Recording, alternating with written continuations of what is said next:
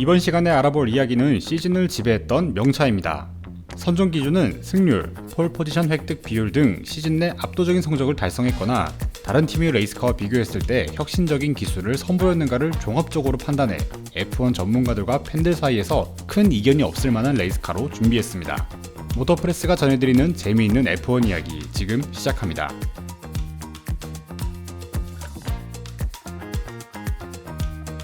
가장 먼저 언급되는 명차는 맥라렌의 MP44입니다. MP44를 어떻게 읽어야 하나 고민이 많았는데요. 해외에서는 44로 읽기에 똑같이 부르도록 하겠습니다. MP44가 명차의 반열을 오를 수 있었던 이유는 압도적인 성적 때문이었습니다.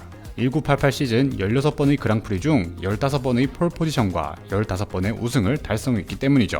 MP44의 디자인은 지금의 레이스카와 비교하면 무척 단순해 보이는 디자인인데요. 셰시 및 패키징에서 저중심 설계를 강조한 것으로도 유명합니다. 또한 이 차에 탑재된 혼다의 RA1682 엔진은 F1 역사에서 최고로 손꼽히는 엔진 중 하나인데요. V6 1.5L 터보 엔진은 부스터 압력이 2.5바까지 사용해 최고 출력은 650마력에서 700마력 사이로 전해집니다. 그런데 부스터 압력을 최대로 사용하면 최고 출력이 무려 1200마력까지 상승했다고 하네요. 혼다는 이 엔진을 개발할 때 연료 효율을 높이는 것에 집중했습니다. 엔진의 압축비를 늘리고 보어의 크기를 줄이며 스트로크를 늘리는 등 마지막 터보 엔진에 심혈을 기울였던 것으로 알려졌습니다. 이 차의 강력함이 가장 잘 드러난 경기는 1988 시즌 두 번째 그랑프리였던 산마리노 그랑프리였습니다. 이몰라 서킷에서 열린 산마리노 그랑프리의 퀄리파잉에서 아일톤 세나와 알랭 프로스트는 1분 27초대의 랩타임을 기록한 반면 나머지 선수는 누구도 1분 30초 이하로 들어오지 못했을 정도라고 하네요. 당시 딱 한 번 우승을 놓친 그랑프리가 바로 이탈리아 그랑프리였습니다. 흔히 엔초 페라리의 저주로도 알려진 이야기인데요. 1988년 8월 페라리의 창립자였던 엔초 페라리가 사망하고 9월에 열렸던 이탈리아 그랑프리에서 맥라렌 듀오가 사고 및 엔진 트러블로 포디움조차 오르지 못했기 때문입니다. 반면 페라리 듀오는 원투 피니시를 달성하면서 엔초 페라리의 축복 혹은 저주로 맥라렌이 전승 우승을 놓치게 됐습니다.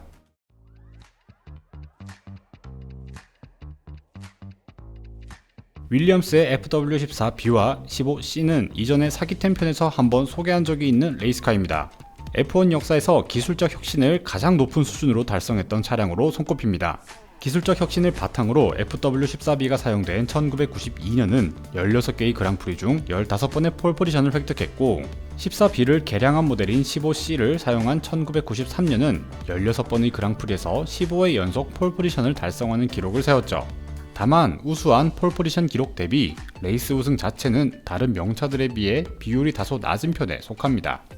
사기템 편에서 소개한 것처럼 FW14B는 탑재된 액티브 서스펜션도 세상을 놀라게 했지만 이외에도 세미 시퀀설 변속기, 트랙션 컨트롤 시스템, ABS 등 현 시대에서 볼 수 없는 전자장비들이 장착됐고요. FW15C는 여기서 한층 발전시켜 뉴매틱 밸브 스프링, 파워 스티어링 등이 탑재됐고 엔진 출력마저 경쟁 차량보다 더 높았다고 전해집니다. 알랭 프로스트는 비행기를 운전하는 것 같다고 표현할 만큼 드라이버의 역량 이상으로 차량이 알아서 컨트롤하는 느낌이 강했다고 하네요. 결국 FIA는 드라이버의 역량보다 차량의 역량이 중요해지는 상황을 우려하며 모든 전자장비를 금지시키기에 이르게 됐습니다. 이 차에 탑재됐던 액티브 서스펜션에 대한 이야기는 사기템 편에서 볼 수 있으니 한번 참고하시길 바랍니다.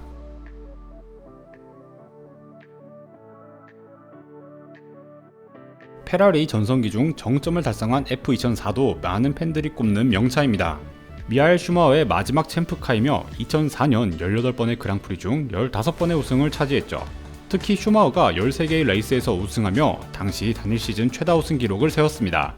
그리고 페라리의 6회 연속 컨스트럭터 챔피언과 슈마허의 7회 월드 챔피언 타이틀을 완성한 모델이죠. 우승 기록도 놀랍지만 단 한 번도 기계적인 이슈로 리타이어하지 않았던 것도 중요합니다.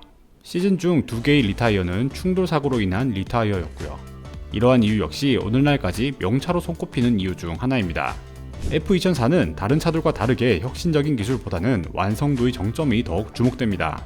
꾸준히 발전시켜 완성도 높은 레이스카를 만드는 것은 물론이고 레이스 전략을 비롯해 완벽한 드라이버까지 갖추고 있으니 말이죠.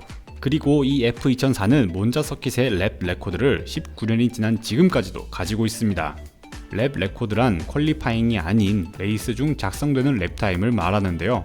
2004년 루벤스 바리켈로가 세운 1분 21.046초는 아직도 깨지지 않고 있죠.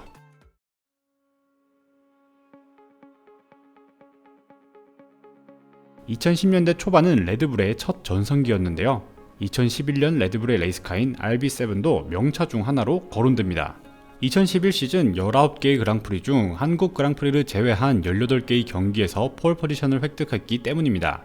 다만 우승은 12회로 우승 비율은 다른 명차들에 비해 다소 낮은 편에 속하긴 하지만 당시 쟁쟁했던 경쟁자들을 생각하면 이 기록 역시 절대 만만한 수준은 아니죠.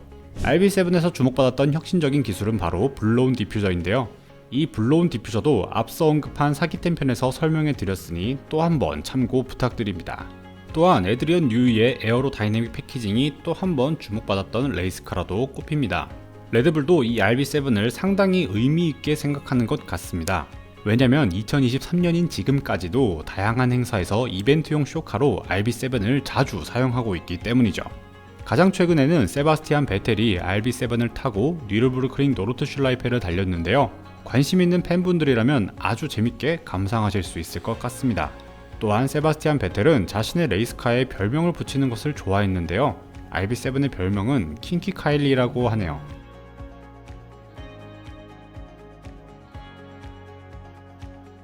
한 시대를 정복했던 메르세데스는 역사상 유례가 없을 정도로 압도적인 시즌을 여러 번 보냈죠.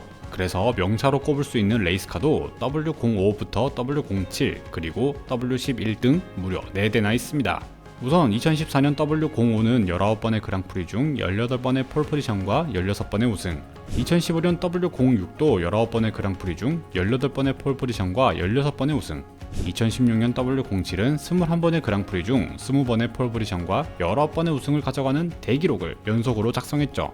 그리고 2020년 W11은 역사상 가장 빠른 레이스카로 손꼽힙니다.